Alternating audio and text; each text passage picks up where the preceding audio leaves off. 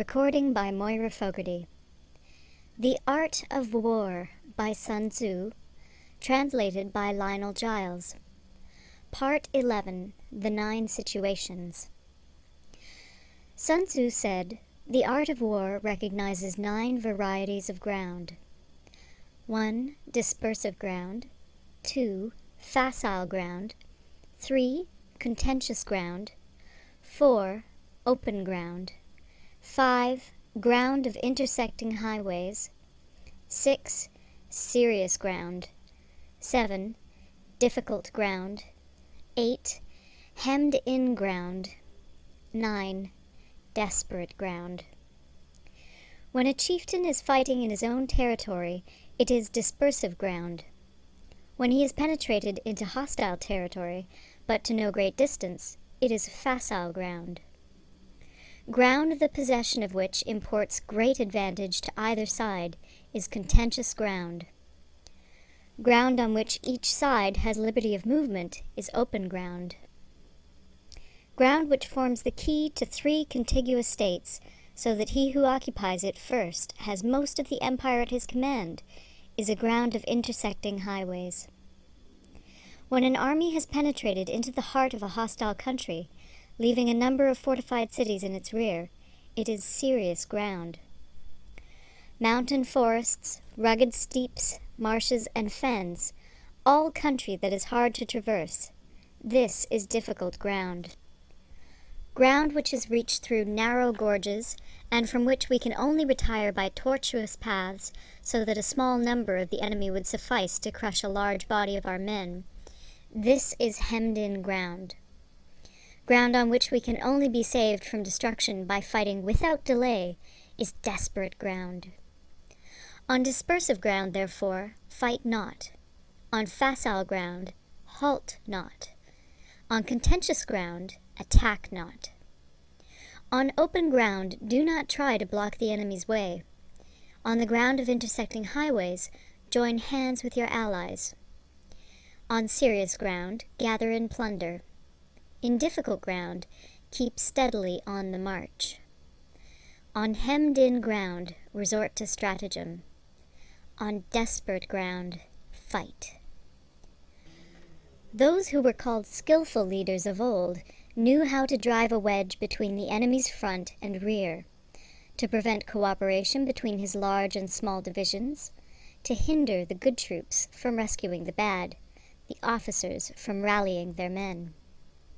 When the enemy's men were united, they managed to keep them in disorder. When it was to their advantage, they made a forward move.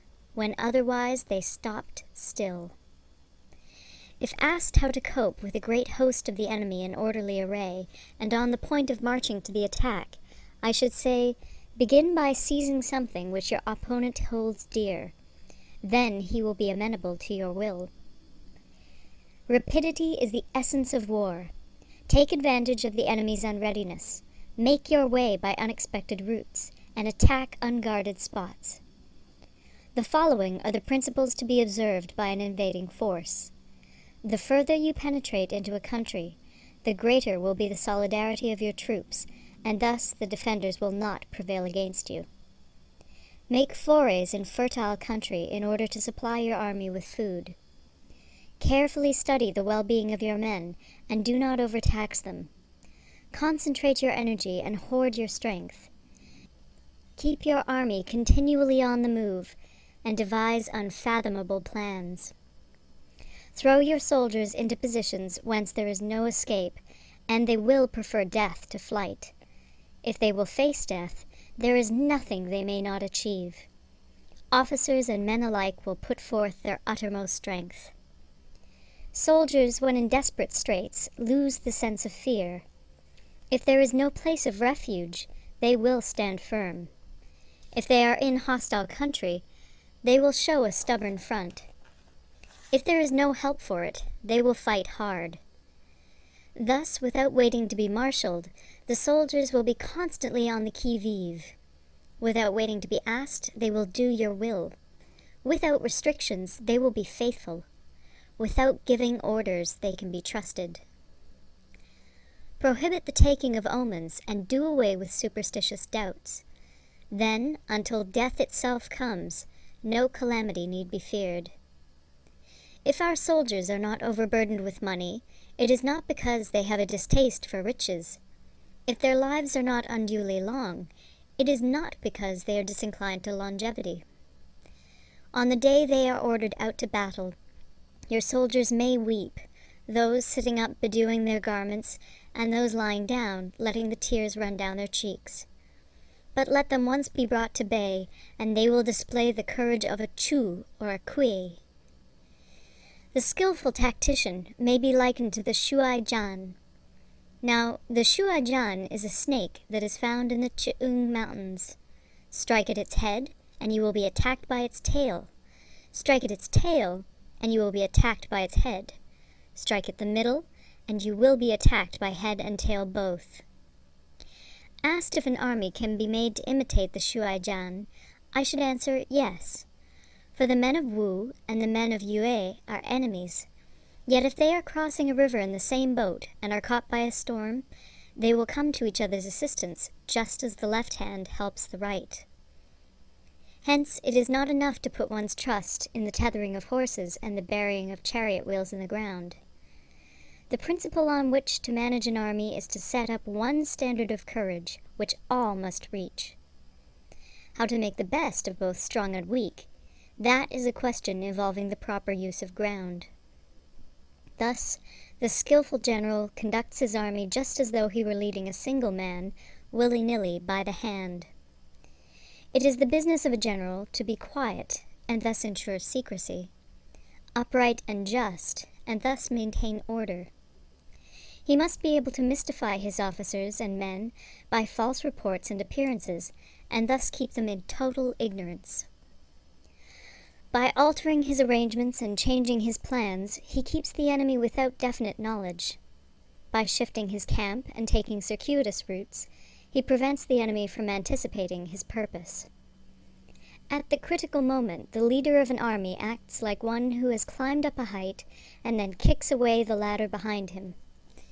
He carries his men deep into hostile territory before he shows his hand. He burns his boats and breaks his cooking pots. Like a shepherd driving a flock of sheep, he drives his men this way and that, and nothing knows whither he is going. To muster his host and bring it into danger, this may be termed the business of the general. The different measures suited to the 9 varieties of ground, the expediency of aggressive or defensive tactics, and the fundamental laws of human nature, these are things that must most certainly be studied. When invading hostile territory, the general principle is that penetrating deeply brings cohesion. Penetrating but a short way means dispersion. When you leave your own country behind and take your army across neighborhood territory, you find yourself on critical ground. When there are means of communication on all 4 sides, the ground is one of intersecting highways. When you penetrate deeply into a country, it is serious ground. When you penetrate but a little way, it is facile ground. When you have the enemy's strongholds on your rear and narrow passes in front, it is hemmed-in ground. When there is no place of refuge at all, it is desperate ground. Therefore, on dispersive ground, I would inspire my men with unity of purpose. On facile ground, I would see that there is close connection between all parts of my army. On contentious ground, I would hurry up my rear.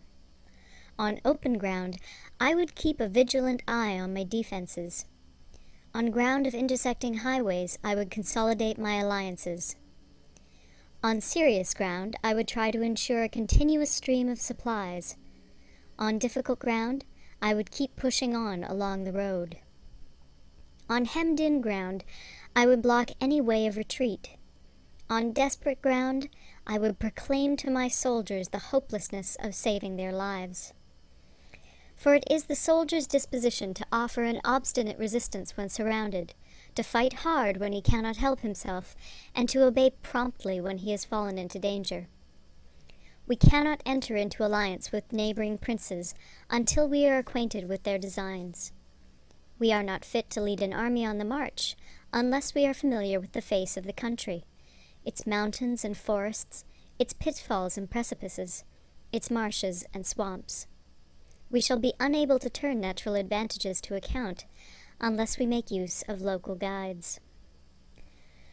To be ignored of any one of the following 4 or 5 principles does not befit a warlike prince. When a warlike prince attacks a powerful state, his generalship shows itself in preventing the concentration of the enemy's forces. He overawes his opponents, and their allies are prevented from joining against him.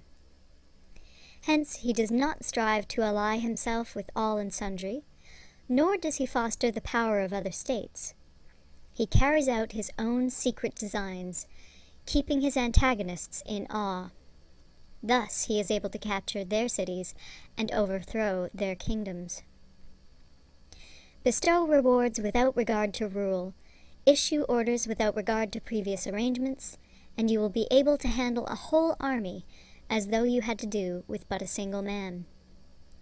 Confront your soldiers with the deed itself. Never let them know your design. When the outlook is bright, bring it before their eyes, but tell them nothing when the situation is gloomy. Place your army in deadly peril, and it will survive. Plunge it into desperate straits, and it will come off in safety. For it is precisely when a force has fallen into harm's way that it is capable of striking a blow for victory. Success in warfare is gained by carefully accommodating ourselves to the enemy's purpose. By persistently hanging on the enemy's flank, we shall succeed in the long run in killing the commander-in-chief. This is called ability to accomplish a thing by sheer cunning. On the day that you take up your command, block the frontier passes, destroy the official tallies, and stop the passage of all emissaries. Be stern in the council chamber so that you may control the situation. If the enemy leaves the door open, you must rush in. Forestall your opponent by seizing what he holds dear, and subtly contrive to time his arrival on the ground. Walk in the path defined by rule, and accommodate yourself to the enemy until you can fight a decisive battle.